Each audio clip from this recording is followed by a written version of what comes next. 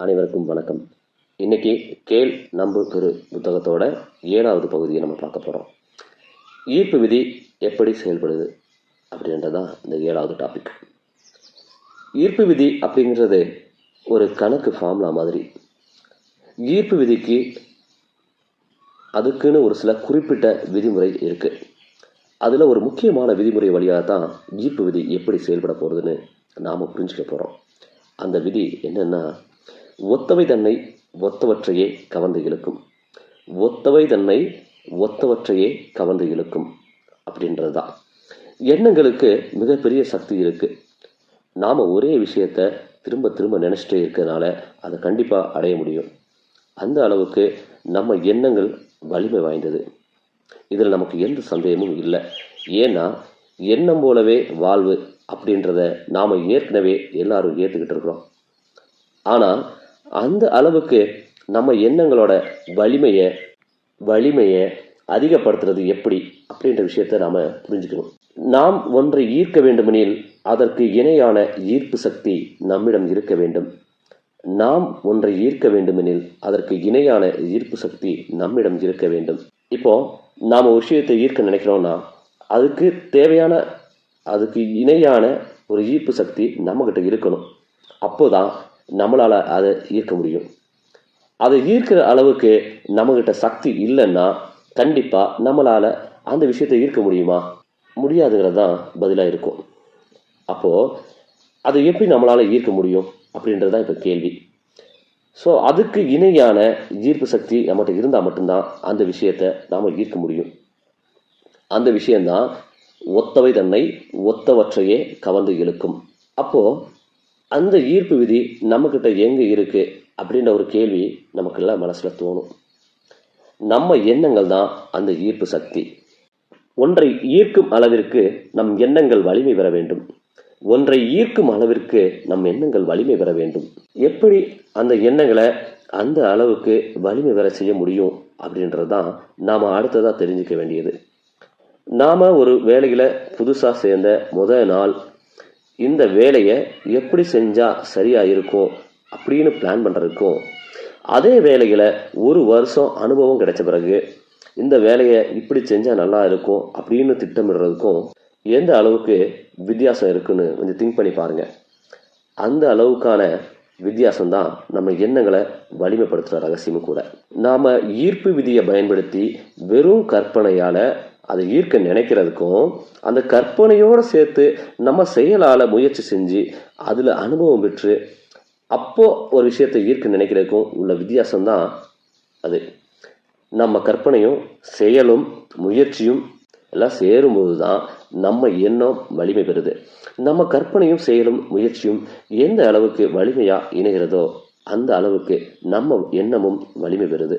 அப்போதான் நம்மளால் எதை வேணும்னாலும் ஈர்க்கிற அளவுக்கு ஆற்றலையும் அது நமக்கு கொடுக்கும். நம்ம செயல்கள் இல்லாமல் வெறும் கற்பனையால் மட்டுமே ஒரு விஷயத்தை ஈர்க்க முடியும் அப்படின்றது வெறும் கற்பனையாகவே முடிஞ்சிடும். செயல் ரொம்ப ரொம்ப முக்கியமான விஷயம். உதாரணமாக வெறுமனே கற்பனை மட்டும் செய்யும்போது நம்ம மனசு அதை ஏற்றுக்கிறதில்ல. ஏன்னா இப்படி உன்னை நீயே ஏமாத்திக்கிறியே அப்படின்ற ஒரு கேள்வி மனசில் வரும். இதெல்லாம் எப்படி சாத்தியமாகும் அப்படின்ற கேள்விகளை நம்ம மனசே நமக்கு முன்னாடி வச்சிடும். இந்த கேள்விகள் நம்மளோட முழு நம்பிக்கைக்கு தடைக்கெல்லாம் மாறிடும். அதனால தான் கற்பனையும் செயல் முயற்சி அப்படின்ற 3 விஷயமும் நமக்கு தேவைப்படுது. அப்போதான் நம்மளால் நம்ம மனசில் முழு நம்பிக்கையை கொடுக்க முடியும், ஒரு விஷயத்தை ஈர்க்கவும் முடியும். நாம் எப்படிப்பட்ட வாழ்க்கையை வாழ வேணும்னு விரும்புகிறோமோ அது போலவே நம் வாழ்க்கையை வாழ நமக்கு உதவும் ஒரு விதி தான் ஈர்ப்பு விதி. நாம் எப்படிப்பட்ட வாழ்க்கையை வாழ வேணும்னு விரும்புகிறோமோ அது போலவே ஒரு வாழ்க்கையை வாழ நமக்கு உதவுற ஒரு விதி தான் ஈர்ப்பு விதி. ஈர்ப்பு விதி முதல்ல எப்படி வேலை செய்யுது அப்படின்னா, நாம் எப்படி வாழ விரும்புகிறோமோ அதை நாம் உணரணும், அதை திரும்ப திரும்ப உணரணும்.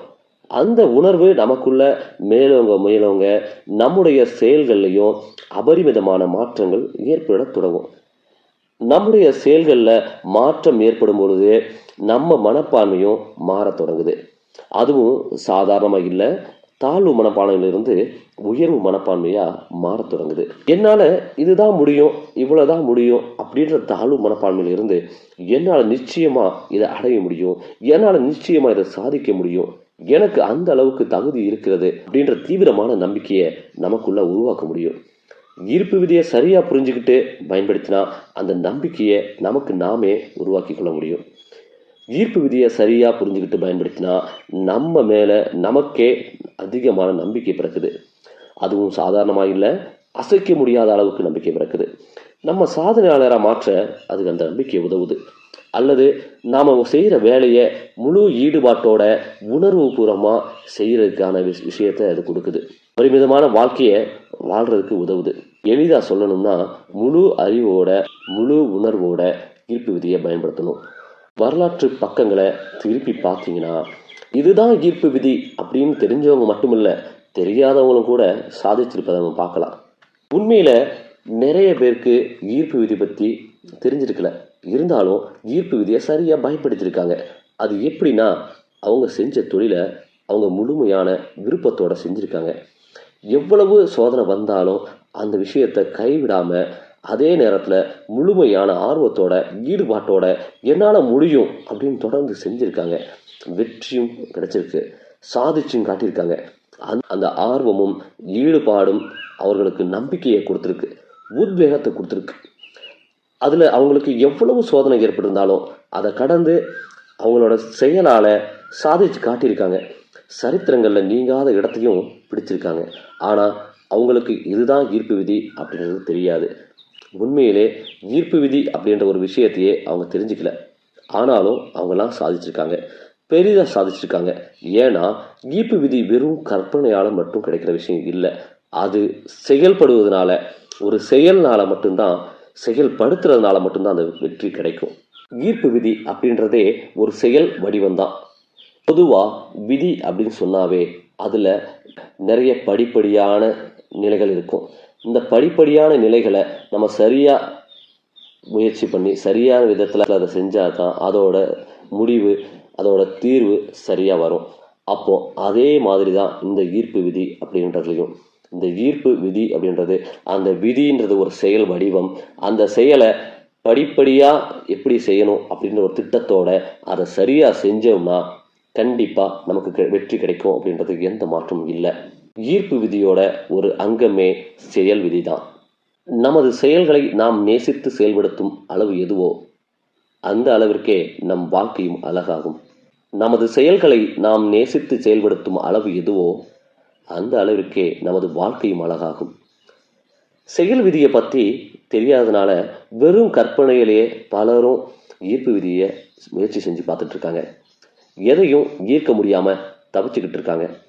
நாம் விரும்புகிற வாழ்க்கையை நம்மால் அடைய முடியாமல் போகிறதுக்கு காரணம் இந்த செயல் விதியை நாம் இன்னும் புரிஞ்சிக்காமல் கற்பனையில் மட்டுமே ஒரு விஷயத்தை ஈர்க்க நினைக்கிற ஒரு அறியாமல் தான் இதுக்கு காரணம். உதாரணமாக, நமக்கு எவ்வளவுதான் ஈர்ப்பு விதி பற்றி தெரிஞ்சிருந்தாலும் நம்மளால் இது முடியுமா அப்படின்ற ஒரு சந்தேகமும் தாழ்வு மனப்பான்மை இப்படின்ற விஷயம்லாம் நமக்குள்ள அதிகமாகிற காரணம் என்ன? நாம் செயல் விதியை இன்னும் புரிஞ்சிக்காம கற்பனையால் மட்டுமே ஒரு விஷயத்தை ஈர்க்கணும்னு நினச்சிக்கிறது தான் இதோட காரணம். நம்ம செயல்கள் எல்லாமே நாம் ஈர்க்கும் சக்தியை கொடுக்குது நமக்கு. நம்ம செயல்கள் தான் நம்மளோட ஈர்ப்பு சக்தியவே கொடுக்குற விஷயம். அப்போது அந்த செயலுக்கு சக்தியை கொடுக்கறது தான் ஈர்ப்பு விதி. இதை சரியாக புரிஞ்சுக்கிட்டு நாம் செயல்பட்டோம்னா நம்மளால் நிச்சயமாக எதையும் ஈர்க்க முடியும், எதையும் சாதித்து காட்ட முடியும். ஏன்னா நம்முடைய ஆற்றல் அளப்பரிய சக்தி வாய்ந்தது. அந்த அளவில்லாத சக்தி நமக்குள்ளே இருந்து வெளிப்படணும்னா ஈர்ப்புடன் சேர்ந்து நாம் செயல்படணும். அதுவும் விருப்பத்துடன் முழுமையாக, அதுவும் விருப்பத்தோட முழுமையான ஆர்வத்தோட நாம் செயல்படும்போது தான் நிச்சயமாக நம்மளால் எதையும் ஈர்க்க முடியும். நம்முடைய எண்ணம் தான் நமக்கு சொல்லாக வெளிப்படும். நம்முடைய எண்ணம் தான் நமக்கு சொல்லாக வெளிப்படும். நம்முடைய எண்ணமும் சொற்களும் சேர்ந்து தான் நம்முடைய செயலாக வெளிப்படும். நாம் திரும்ப திரும்ப சொல்கிறது செயலாக மாற்றமாக வரும். நாம் திரும்ப திரும்ப சொல்கிற விஷயந்தான் செயலாக மாற்றம் பெறும். நம்ம செயல்கள் தான் நம்மளை உண்மையிலே உணர வைக்கும். நம்மளால் முடியும் அப்படின்ற உணர்வை அதுதான் கொடுக்கும். நமது வெற்றி பயணத்தில் எத்தனை தடைகள் வந்தாலும் அதை கடந்து போய் நம்மளால் சாதித்து காட்ட முடியும் அப்படின்ற உத்வேகத்தை இந்த செயல் தான் கொடுக்குது. ஏன்னா உலகத்திலே தலை சிறந்த சொல் செயல்தான். உலகத்திலேயே தலை சிறந்த சொல் செயல்தான். இது வெறும் தத்துவம் மட்டுமில்லை, இது ஒரு மாபெரும் ரகசியம். இந்த செயல் அப்படின்ற ஒரு வடிவத்தில் தான் இந்த ஈர்ப்பு விதி செயல்படுது.